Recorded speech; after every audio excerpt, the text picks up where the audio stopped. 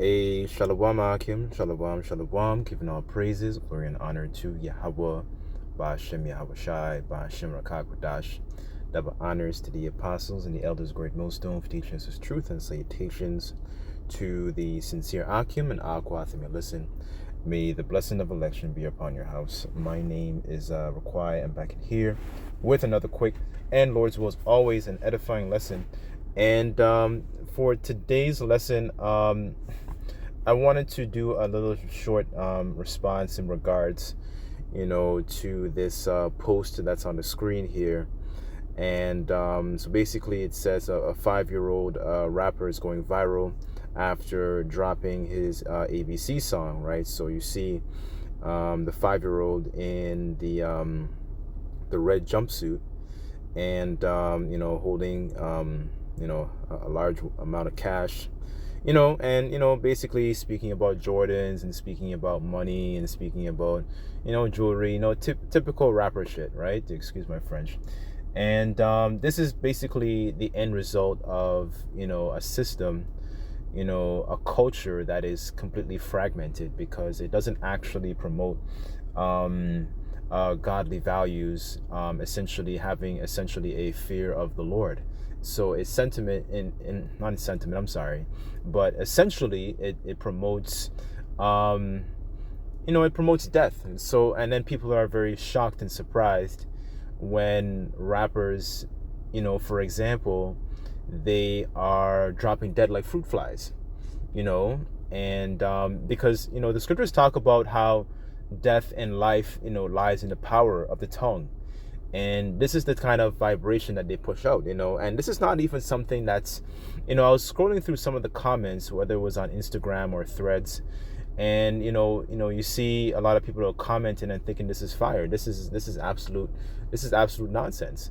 To understand, because I was speaking with a brother of mine, within the camp, and how we were talking about a couple things. We were kind of more talking about the so-called Ishmaelites and how they know their history in terms of they know that they go back to that Achaemenid Empire, that second beast that was prophesied by Daniel, right? And they know that aspect of history. And then what does that do? It promotes a sense of uprightness, so they have a certain sentiment of conduct, right? But as opposed to our people, that's not necessarily the case.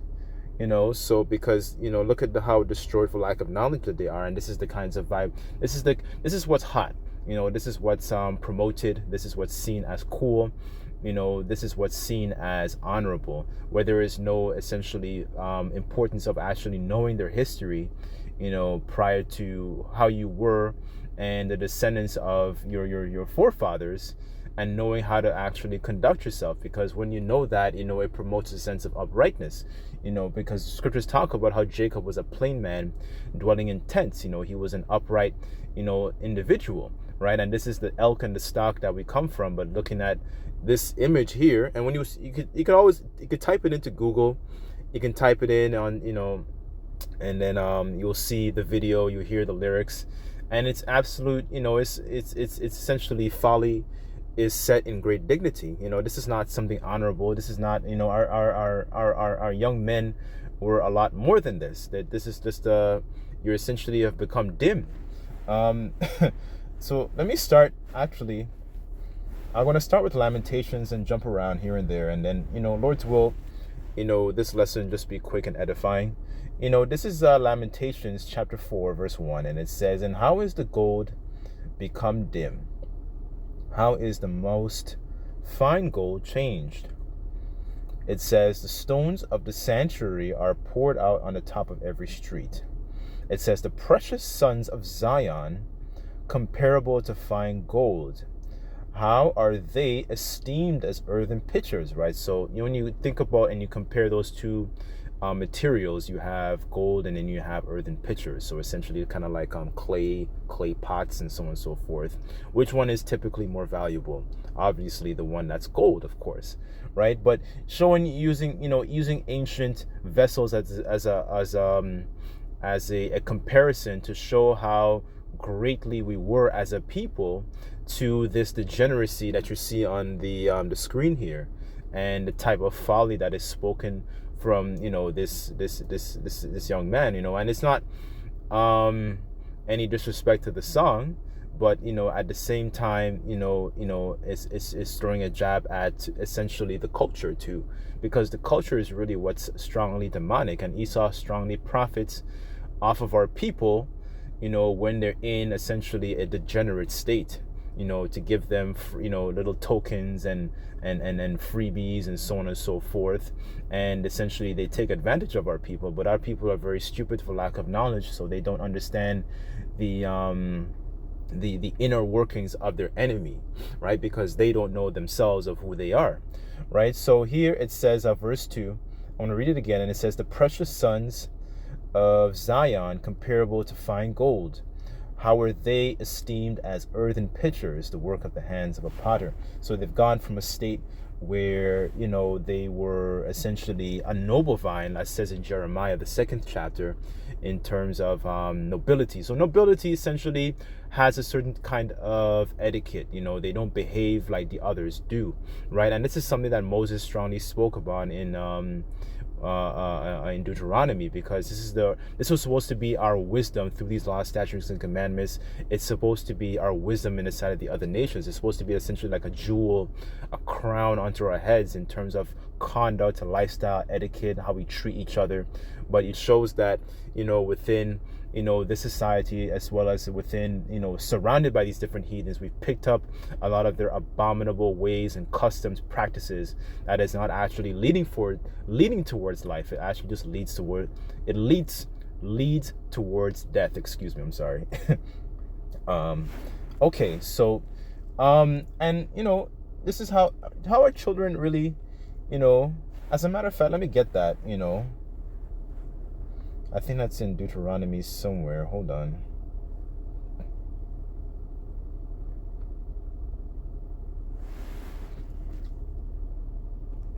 This is Deuteronomy chapter 6, verse, I'll start at 4 and I'll read down to 7. And it says, Hear, O Israel, the Lord our power is one Lord, Yahweh Bashem El Shai, and thou shalt love the Lord thy power with all thy heart, with all thy soul, and with all thy might.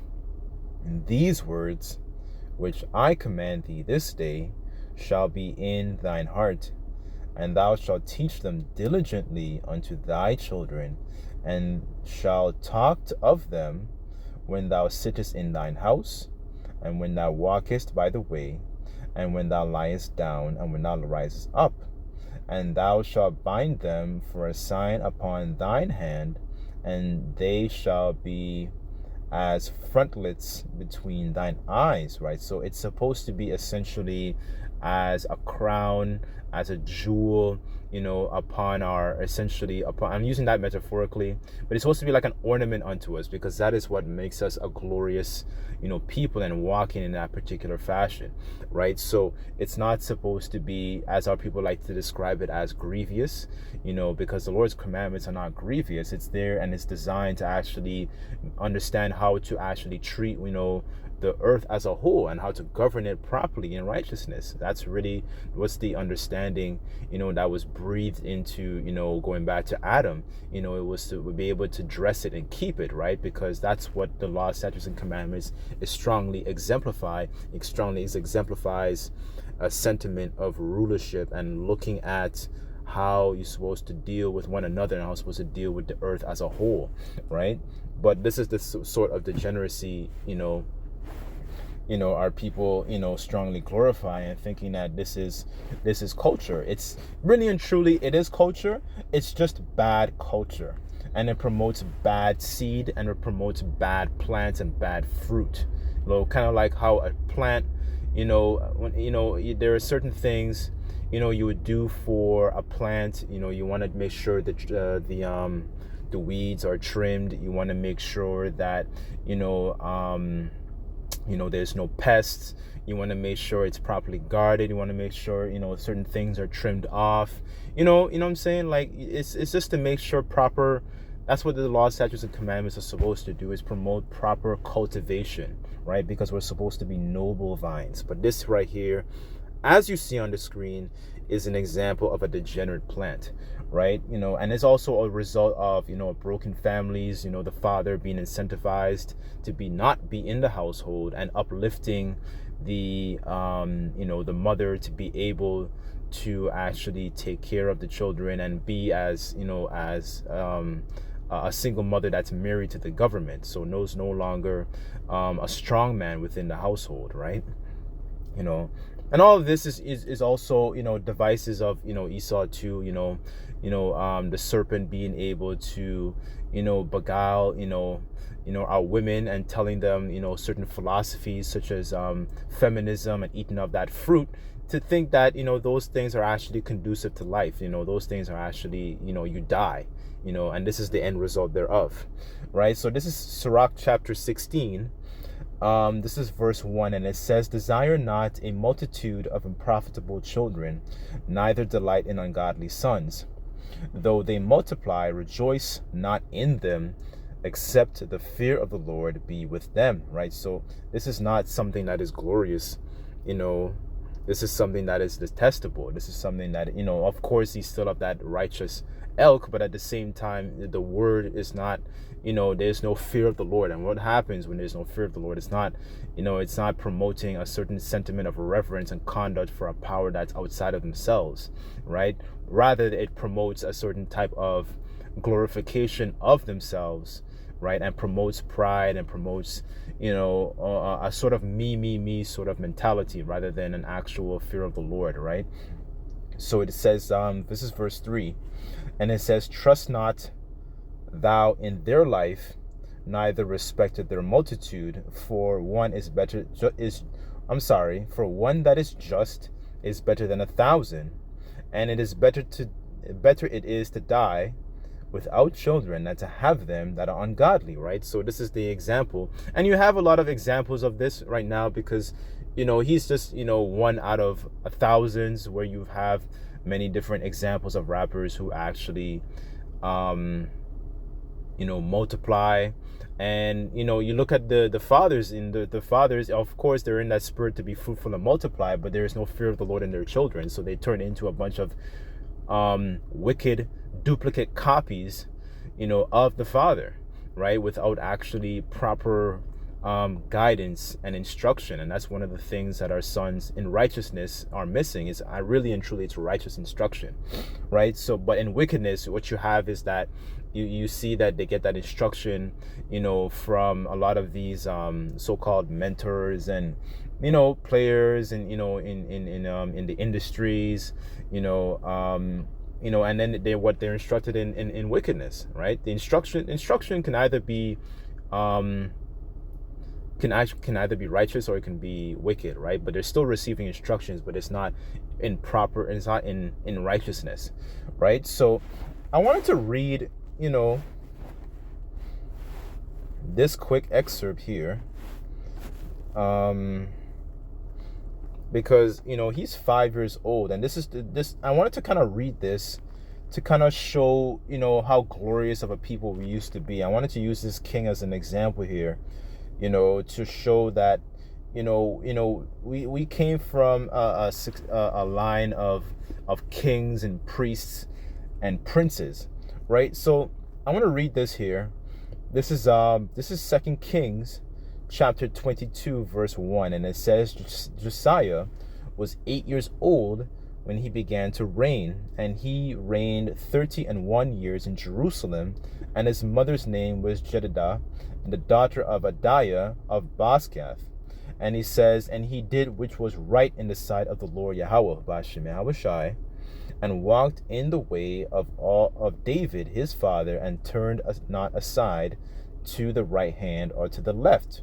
And it came to pass in the 18th year of King Josiah that the king sent Shaphan the son of Azaliah the son of Meshullam, the scribe of the house of the Lord, saying, Go up to Hilkiah the priest, and he made some the silver which is brought unto the house of the Lord, which the keepers of the door hath gathered of the people." So I'm reading this as an example to show that, Josiah was one of the righteous kings that reigned over the southern kingdom, prior to them being taken over by the eventually were taken over by the Assyrian Babylonian Empire, right?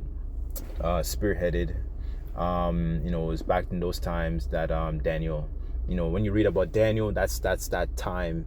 They were in that, essentially, that captivity, along with Azariah, Hananiah, and Mishael, right? Those were their names, but they were also known as Shadrach, Meshach, and Abednego, right? So I'm reading approximately some years that happened before that takeover, before that empire took, our people over, right? And then they went into captivity, right? So this is pretty much during his administration, but I wanted to jump through one of the things that he did during his administration, during his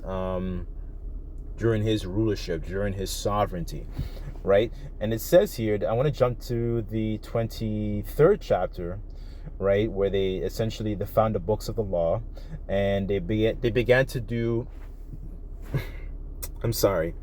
they began to do a reformation process by getting rid of some of the detestable acts that were actually done by previous kings, right? So this is 2 Kings chapter 23, verse 4, and here it says the reforms under Josiah, and it says, and the king commanded Hilkiah the high priest and the priest of the second order and the keepers of the door to bring forth out the temple of the Lord all the vessels that were made for Baal and for the grove for all the host of heaven. And he burnt them without Jerusalem in the fields of Kidron, and carried the ashes of them unto Bethel.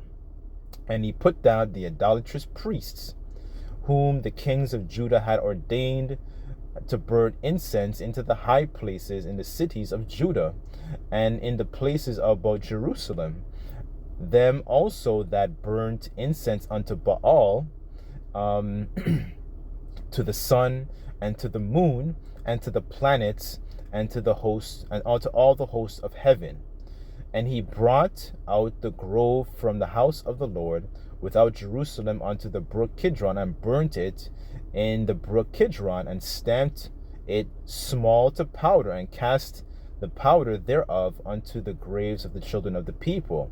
And he brake down the house of the Sodomites that were by the house of the Lord, where the women wove hangings for the grove. So there was essentially what's being described here. There's a bit of a reformation process where essentially the king commissions this order where they begin to get rid of a lot of these idolatrous practices that were made towards these different gods here. So one of the gods here, and that stemmed even into the time of Jeremiah also, where people were really into worshiping what's his name, Baal as well. They were essentially burning, as the scriptures say, they were burning incense unto vanity, right? They were paying reverence to these other gods. And this was going back into the lines that we're not supposed to have these other gods. We're not supposed to be calling upon these other gods. We're not even supposed to, making our, we're not supposed to take and have our own practices. And we're not supposed to essentially take on their own practices. This is not something, because the scriptures talk about how the wages of sin is death, right? And sin is what? A transgression of the law. So these abominable practices that came from these other gods, just Josiah was in this reformation process where he was getting rid of these, these different priests that were partaking in these idolatrous practices. He was taking care of getting rid of all these sodomites. He was getting rid of all the groves, all these little temples and statues that they were building, and they were paying reverence to Baal worship and so on and so forth, because the scriptures talk about how the gods of the other nations are idols, but the Lord Yahweh Bashim Shai made the heavens. So I'm just using and reading this as an example of a righteous king who began to reign at 8 years old. Like how many how many 8 years old do we know in this time that are actually have this responsibility of actually managing the affairs of an entire kingdom, that actually performing righteous works of the Lord by getting rid of these detestable practices in order to be and remain in good graces with the Heavenly Father. You know what I'm saying? Like, how many do you know that? But a lot of our 8 years old, they know, for example, they might know Paw Patrol, they might know Power Rangers, they know Beyblade, but you know what I'm saying? But it just shows you the level of reverence that Josiah, I think it was like the last few of the righteous kings of Judah, had towards the Heavenly Father, right? Before they were taken over by the Babylonians, right? So, I'm just using this as an example to show this is the kind of elk and stock and things that we did. And this is the type of position that he did. This was a king. He wasn't like, a regular peasant or anything like that. Like he walked in a sense of uprightness, right? So, I guess I'll leave the lesson there. I kind of wanted to, okay, I'll just end off with this last one here.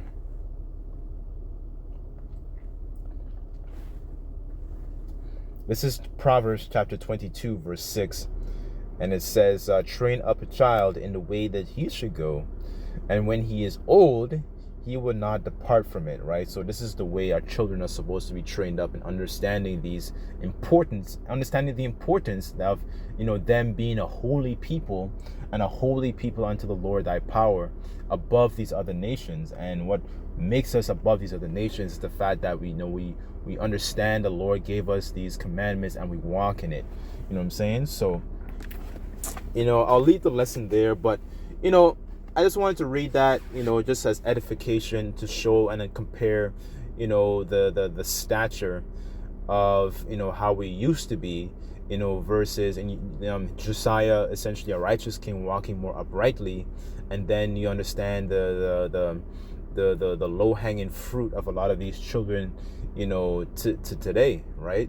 So this is because this is a detestable, this is a downgrade. This is not even an upgrade anymore. This is folly, right? And this is why the Lord has to send his son, because the days need to just be shortened, because this is not, you can't. What happens when this child grows up? They essentially start doing the same abominable practices, right? That is done in that industry, and we know the kinds of detestable acts that happen in that industry, because the Lord really wanted us as Israelite men, wants us to be chaste in terms of not following the detestable practices of these different heathens. Because why? It becomes a snare unto us, right? Paul said, I've espoused you to one husband that you may be chaste and pure, right? So pure essentially means that your minds are not adulterated and contaminated and mixed in with all these different other heathen philosophies. Because really and truly, when you go into the laws, it promotes an anti Hamite, Canaanite mindset of those detestable practices that they were doing, right? So anyways, I'll leave the lesson there, but I sincerely pray and hope this lesson was just quick, and edifying. Just like to give all praises, glory, and honor to Yahweh Bashem El Shai. Until next time, I say Shalom.